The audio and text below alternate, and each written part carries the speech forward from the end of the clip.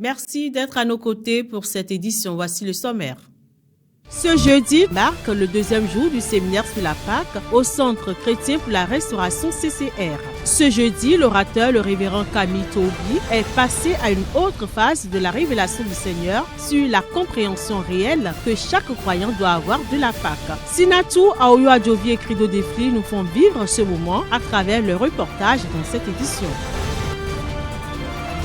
Elle est présente avant, pendant et après la naissance. Souvent discrète, la sage-femme joue un rôle bien plus vaste qu'on ne l'imagine entre expertise médicale, écoute et accompagnement des femmes tout au long de leur vie reproductive. Dans cette édition, nous vous plongeons dans le quotidien de ces professionnels au cœur de la vie pour comprendre ce qui fait la richesse et les défis de cette vocation.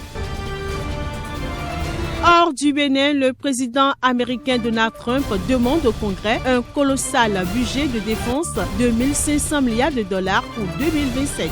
Selon des documents publiés ce vendredi 3 avril 2026 par la Maison-Blanche, son projet, s'il est adopté par les parlementaires, verrait les dépenses militaires américaines s'envoler de 1000 milliards de dollars cette année à 1500 milliards l'an prochain. Mesdames, Messieurs, bonsoir. Nous sommes au deuxième jour du séminaire sur la Pâque au Centre chrétien pour la restauration CCR. Adoration, louange et enseignement de la parole de Dieu ont fait le menu de cette deuxième soirée. Le thème du séminaire est « Il a fallu que Jésus-Christ soit immolé ». Ce jeudi 3 avril 2026, l'orateur, le révérend Camille Toubi, est passé à une autre phase de la révélation du Seigneur sur la compréhension réelle que chaque croyant devrait avoir de la Pâque. Suivons le reportage réalisé par Sinatou Aoyo Adjovi et Crido Defli. Nouvel accoutrement, repas en famille ou entre amis, pique-nique, soirée de louanges, la liste n'est pas exhaustive quand il s'agit de célébrer la Pâque. Au vu de cette déviance observée aussi bien chez les croyants que chez les non-croyants, le pasteur principal de l'église Centre chrétien pour la restauration, le révérend Julien Kouka, a invité le révérend Camille Toubi de la mission Source de vie pour permettre aux brebis d'avoir une révélation réelle de la Pâque. Il a fait tout cela tout simplement pour que nous ayons une belle femme, de beaux enfants, une belle villa, une belle voiture, un compte bien fourni. Si c'est pour ça qu'il est à la gloire, alors nous ne savons même encore rien du tout de pourquoi nous sommes venus à Jésus.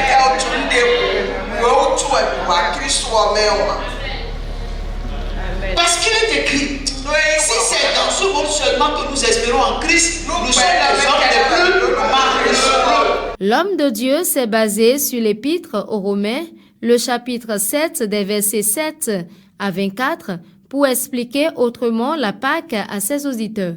À l'écouter, la Pâque est un repas constitué du corps et du sang de Jésus qui pousse quiconque le consomme à se lever pour marcher dans la victoire sur le péché.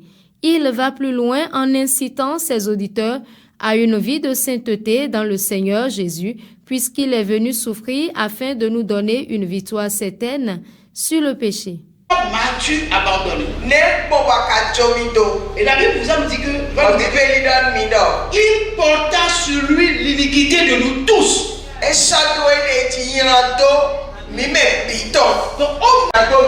et pendant ce temps, les humains devant Dieu étaient blancs comme de la neige. Le Père était obligé de lui mettre l'eau.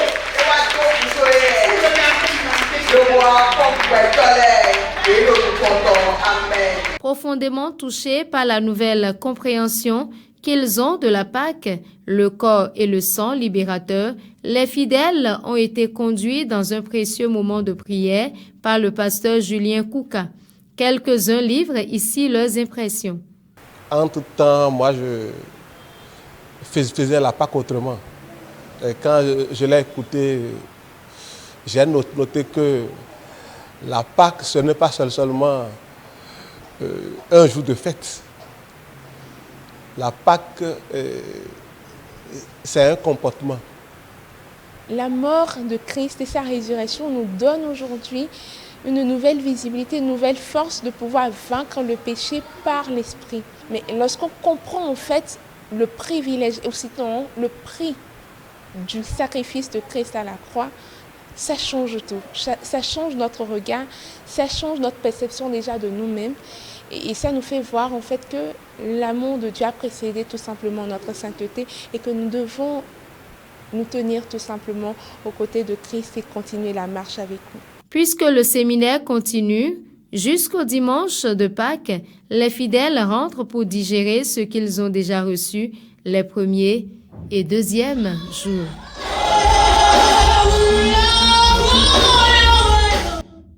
Chaque jeudi, à l'Assemblée évangélique de la Bergerie de Dieu, le temple devient lieu d'énergie féminine et spirituelle. Elles sont mères, épouses, commerçantes, mais surtout femmes de prière. Ici, elles se forment, s'édifient et fortifient leur famille dans la présence de Dieu. Reportage Félicité Boton et Aimé Benou. Ce jour-là, le message s'inspire de Rebecca, une femme de foi et de courage.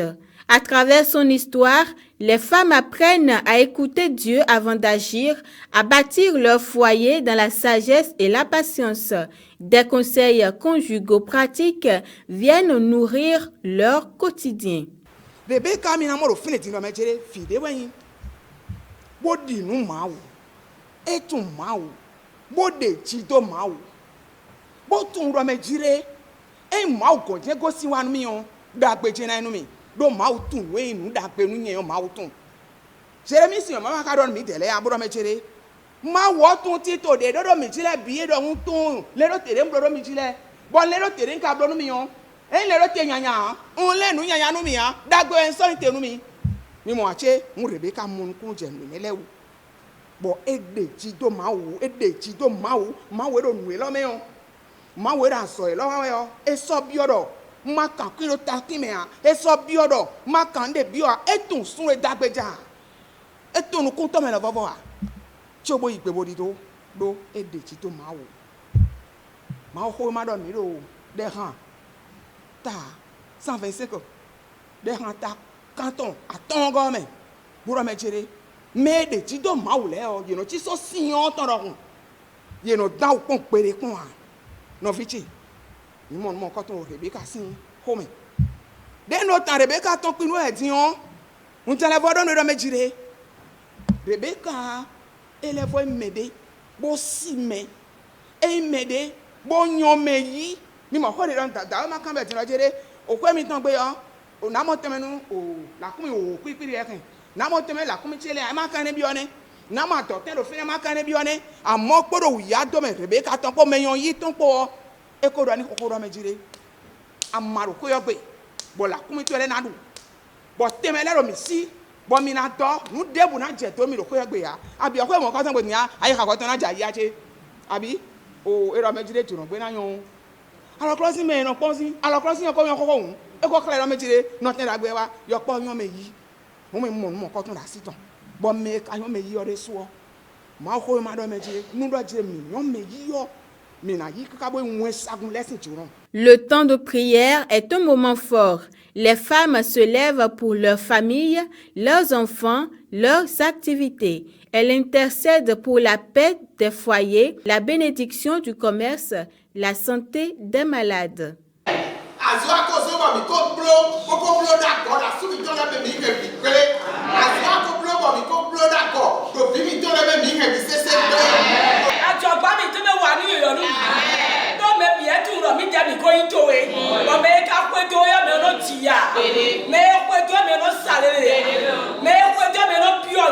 À la Bergerie de Dieu, la femme n'est pas un soutien. Elle est une force, une voix, un feu. On parle encore de la femme et cette fois-ci de la sage-femme. Elle est présente avant, pendant et après la naissance. Souvent discrète, la sage-femme joue un rôle bien plus vaste qu'on ne l'imagine. Entre expertise médicale, écoute et accompagnement des femmes tout au long de leur vie reproductive Steve. Bien, j'y arrive. Ce métier mêle technicité et humanité. Aujourd'hui, nous plongerons dans le quotidien de ces professionnels au cœur de la vie pour comprendre ce qui fait la richesse et les défis de cette vocation souvent méconnue. Le plus souvent, on entend dire les sages-femmes insultent les femmes, mais moi, je dirais que je n'ai pas fait. Déjà, je suis une chrétienne engagée. J'aime mon Dieu, je ne veux pas voir quelqu'un que le Seigneur a créé à son image dans la douleur. Parce que notre travail, nous ne sommes pas avec des gens simples. Nous sommes face à des femmes qui souffrent. Et la femme qui souffre ne peut pas gérer toutes ses émotions. Et en tant que chrétienne, tu dois comprendre ça et savoir que celle-là, elle est dans la douleur. Elle peut ne pas être coopérante, mais c'est à toi de jouer le jeu. Quand j'avais commencé le travail de la sage-femme, quand je viens à la garde, quand je vois les femmes, les jeunes filles, les primigènes, les gens qui n'ont jamais accouché, je leur fais une psychothérapie en fait au départ. Je lui explique que après mon examen, je la fais asseoir pour lui dire, tu es à tel niveau de ta délivrance, tu es à tel niveau de l'accouchement.